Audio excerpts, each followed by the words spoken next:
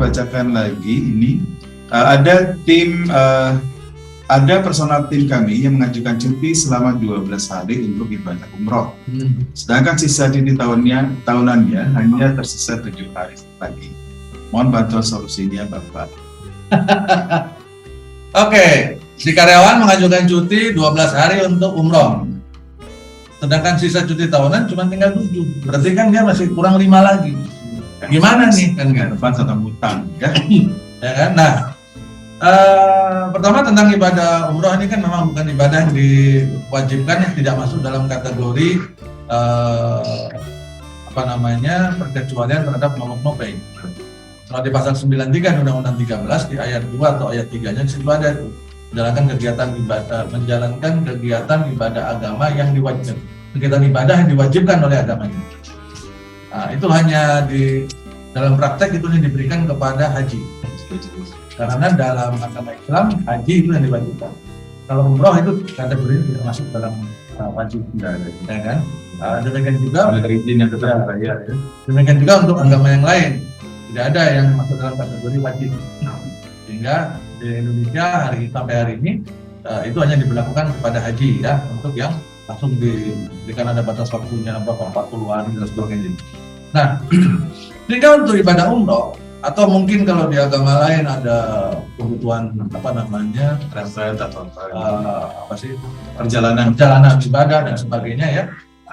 Nah, itu memang mau nggak mau harus menggunakan cuti tahunan, kecuali memang perusahaan memberikan cuti khusus bagi ibadah-ibadah tertentu. Misalkan ada beberapa ibadah yang tidak diwajibkan dalam agamanya masing-masing, tapi diberikan jatah oleh perusahaan. Kompensasi. Oke, kasih kompensasi, misalkan masing-masing dapat 15 hari kerja sejak 1 tahun misalkan. Ada nggak perusahaan seperti itu? Ada.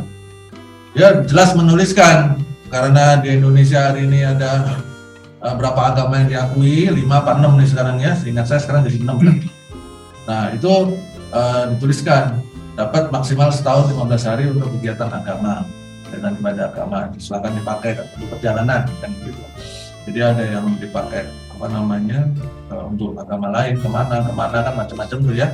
Yang agama Islam pakai biasanya untuk umroh. Maksimal ada yang 15 hari, ada yang 10 hari dan sebagainya, di luar dari cuti tahunan. Tapi apabila policy atau ketentuan itu tidak dimiliki di perusahaan kita, tentu yang dipakai adalah cuti tahunan. Nah, sekarang pertanyaannya kan, cuti tahunnya nggak cukup, Pak, 12 hari, dia cuma sisa 7, dia masih kurang 5. Maka yang saya sarankan, silahkan dicari solusi untuk sisanya 5 hari ini. Beberapa pilihan yang bisa dipakai.